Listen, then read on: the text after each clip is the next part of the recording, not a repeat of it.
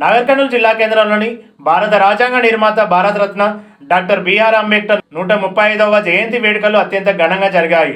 మంగళవారం జిల్లా షెడ్యూల్ కులాల అభివృద్ధి శాఖ ఆధ్వర్యంలో జరిగిన ఈ కార్యక్రమంలో జిల్లా కలెక్టర్ బదవాస్ సంతోష్ మరియు ఎమ్మెల్యే డాక్టర్ కూచుకుల రాజేశ్వరెడ్డి పాల్గొని బాబాసాహెబ్ విగ్రహానికి పూలమాలలు వేసి ఘన నివాళులు అర్పించారు.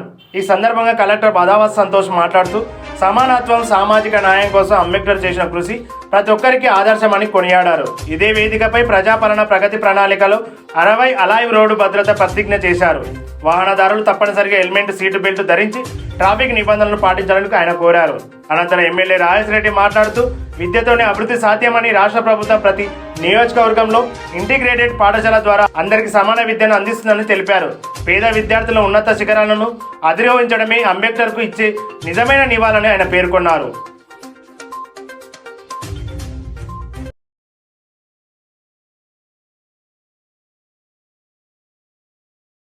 తెలియజేస్తానని తోటి రోడ్డు వినియోగదారులను గౌరవిస్తానని రోడ్డు ప్రమాదములను జరగకుండా నా కర్తవ్యాలను శ్రద్ధతో అంతఃకరణ శుద్ధితో నిర్వహిస్తానని రోడ్డుపై ప్రయాణించినప్పుడు ట్రాఫిక్ నియమాలను ఉల్లంఘన కానీ ప్రేరేపించడం కానీ లేకుండా ప్రజలందరూ మన రోడ్లపై సురక్షితంగా ప్రయాణం చేయడానికి సహకరిస్తారని దైవ సాక్షిగా ప్రమాణం చేస్తున్నాను. Thank you. ఈ అగ్రకులాల పుట్ట చెప్పమ్మా, ఈ అగ్రకులాల పుట్టలు చెప్పమ్మా. నీలి నింగిలోన ఎగిరేటి ఓ పావురమా, ఆ మంచు కొండల్లోన పారేటి సెలయేరమ్మా, అంబేద్కర్ ఏడానా కలిసిందా.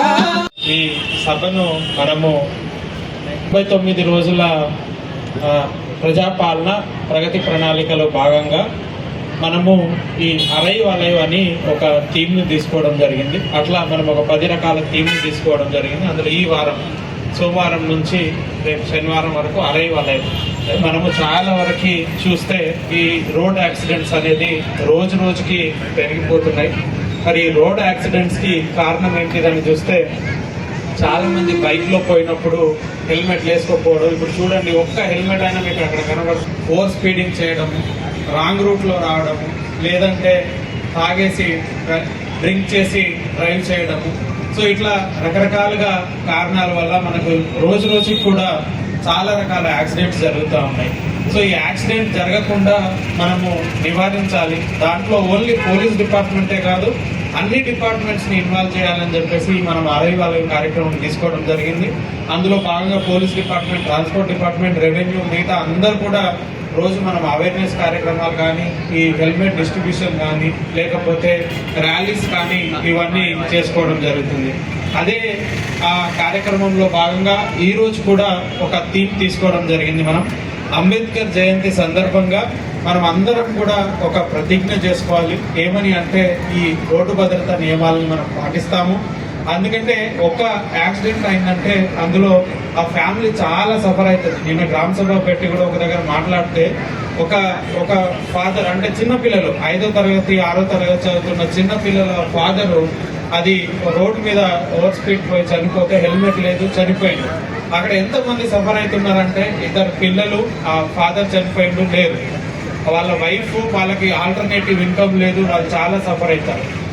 వాళ్ళ ఫాదరు మదర్ కూడా ఉన్నారు, వాళ్ళకు కూడా ఏం లేదు. వీళ్ళందరూ కూడా ఆయన మీద డిపెండ్ అయిన వాళ్ళే.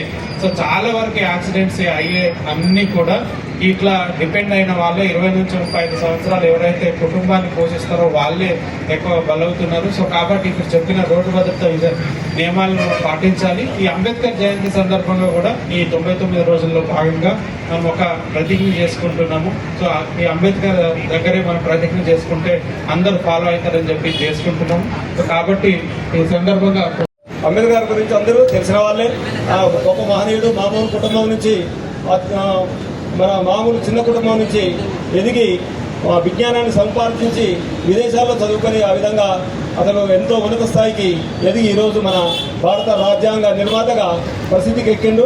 అతనికి భారతరత్న కూడా ఇచ్చి మనం గవర్నమెంట్ అతన్ని గౌరవించడం జరిగింది. మరి విద్యార్థులు ముఖ్యంగా నేను ఎక్కువ మాట్లాడను, అందరూ తెలిసిన విషయమే అంబేద్కర్ గారి గురించి. ముఖ్యంగా విద్యార్థులు మన అంబేద్కర్ గారిని ఆదర్శంగా తీసుకొని కష్టపడి చదువుకొని మరి ధనం కంటే విజ్ఞానమే గొప్పది, ధనం కంటే విజ్ఞానమే గొప్పదని దాన్ని తీసుకొని బాగా కష్టపడి చదివి మరి మీరు కూడా అంబేద్కర్ లాగా ఉన్నత స్థానంలో అధిరోహించి మరి గొప్ప పేరు తెచ్చుకుంటారని ఆశిస్తూ మరి నన్ను ఇక్కడికి ఆహ్వానించినందుకు అందరూ కూడా